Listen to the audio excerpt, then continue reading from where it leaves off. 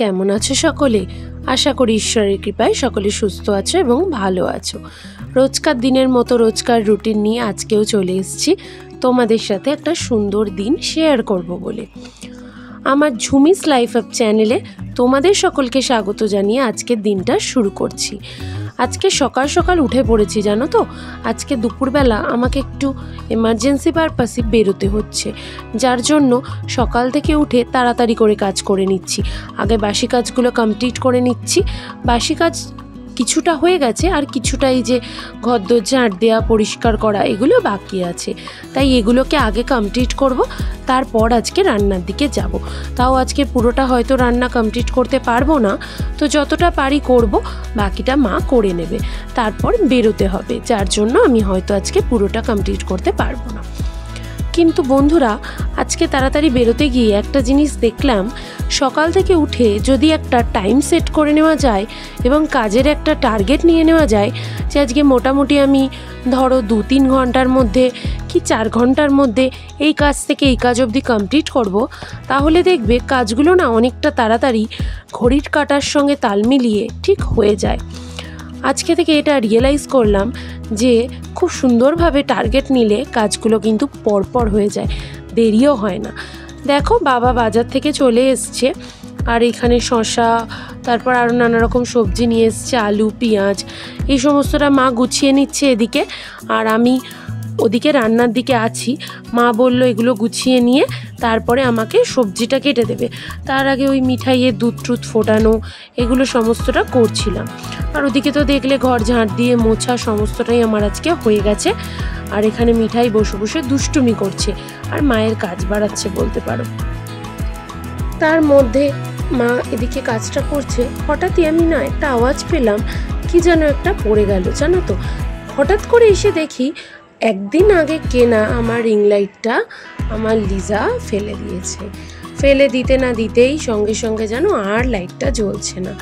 এত মনটা খারাপ হয়ে গেছে যে আর আমার কাজ করতে ইচ্ছাই করছে না।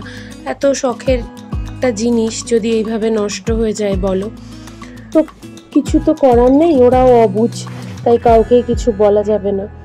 চলো, তোমাদের সাথে কথা বলতে বলতে মা ওদিকে বাবা যে জিনিসগুলো নিয়ে এসেছিল একটু একটু করে সব ঢেলে নিল। আর এদিকে বেগুনটা আমি ধুয়ে নিচ্ছি, তোমাদেরকে দেখালাম। বাটা মাছ, চিংড়ি মাছ, এগুলো সমস্ত আজকে রান্না হবে। আগে এদিকে চাটা বসিয়ে নিয়েছি, কারণ চাটা না খেয়ে না দিনটা দেখবে শুরু করা যায় না, আমার তো খুব অসুবিধা হয়। আর বেগুনটাও সিদ্ধ বসিয়ে দিয়েছি। মা এখানে সবজিগুলো আমাকে কেটে দিল। ওই দেখো, আমরা দিয়েছে কেটে, আমরা দিয়ে টক ডাল হবে, আর এখানে বাটা মাছ দিয়ে আলু বরবটি দিয়ে ঝোল, আর কাঁচকলা ঝিঙেও রয়েছে, আলুটা ভাজবো, আর আলু পটল দিয়ে চিংড়ি মাছের একটা তরকারি হবে। চা খেয়ে তাড়াতাড়ি করে রান্নাঘরে চলে এসেছি। দেখো, পেঁয়াজ, রসুন আর টমেটোর কষিয়ে তার মধ্যে বেগুনটা দিয়ে দিলাম সিদ্ধ করা, আর সাথে সাথে বেগুনের ভর্তা আর কি ওটা দিয়ে হবে। আর এদিকে কালকে ধুয়ে রাখা বাসনগুলো আজকে একটুখানি গুছিয়ে রেখে দিচ্ছি। দেখে তো বুঝতেই পারছো এত গরম পড়েছে যে একদম ভীষণ কষ্ট হচ্ছে জানো তো, গরমে রান্নাঘরের সামনে দাঁড়িয়ে, মানে আগুনের সামনে দাঁড়িয়ে কাজ করতে। কাজ তো করতেই হবে, তাই করে নিই।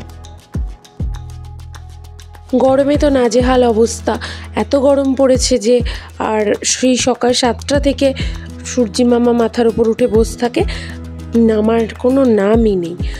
আর ছেলেদের তো তবু, ছেলে বলে না, যারা ধরো চাকরি করে তাদের তো তবু রবিবার বলে একটা দিন আছে, ছুটি পেতে পারে। কিন্তু মাদের, বউদের, যারা রোজ রান্নাঘরে সময় কাটায় আগুনের সামনে ঘন্টার পর ঘন্টা, তাদের কি ছুটি বলে কিছু আছে?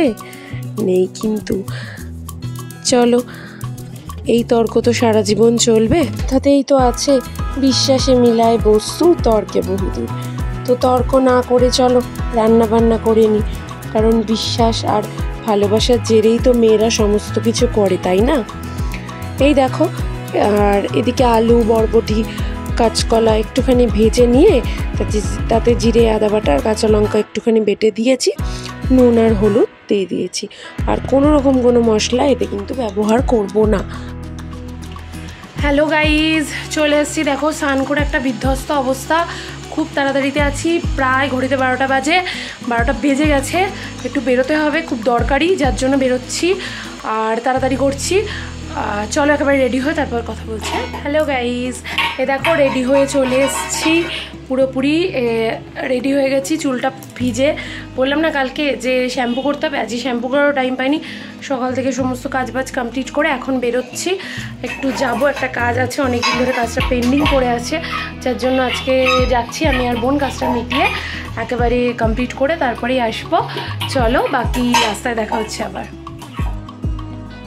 দেখো আমরা প্রায় চলে যাচ্ছি কাজটার দিকে, কাছাকাছি এসে গেছি। এবার জাস্ট ঢুকবো কাজের ওখানে।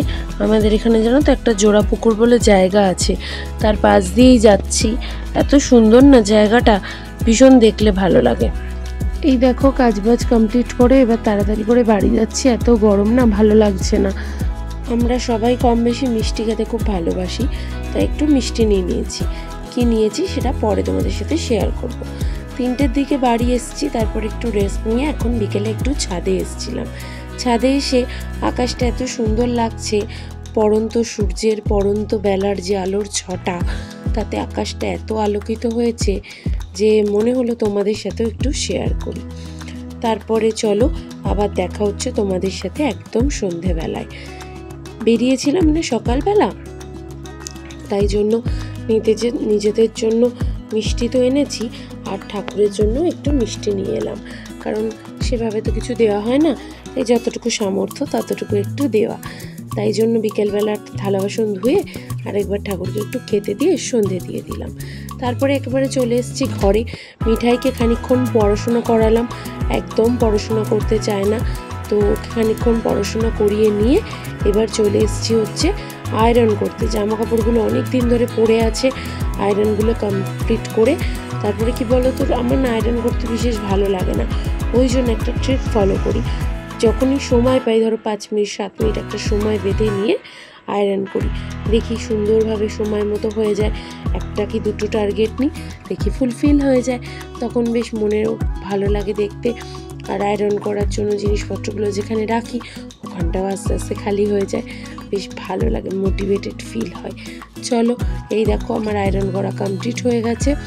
এরপর একদম তোমাদের সাথে দেখা হচ্ছে রাত্রিবেলায় ডিনার কমপ্লিট করে নিয়ে।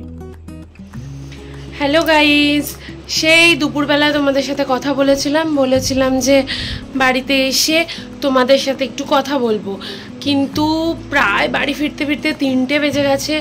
তারপর কি বলতো লাঞ্চ করা, আর এত গরম ছিল আজকে বাইরে যে মানে কিছু বলার বাইরে, ভীষণভাবে গরম ছিল। কাজটা কমপ্লিট করে কখন বাড়ি ফিরবো এই চিন্তায় আমি তাড়াতাড়ি করে বাড়ি ফিরেছি।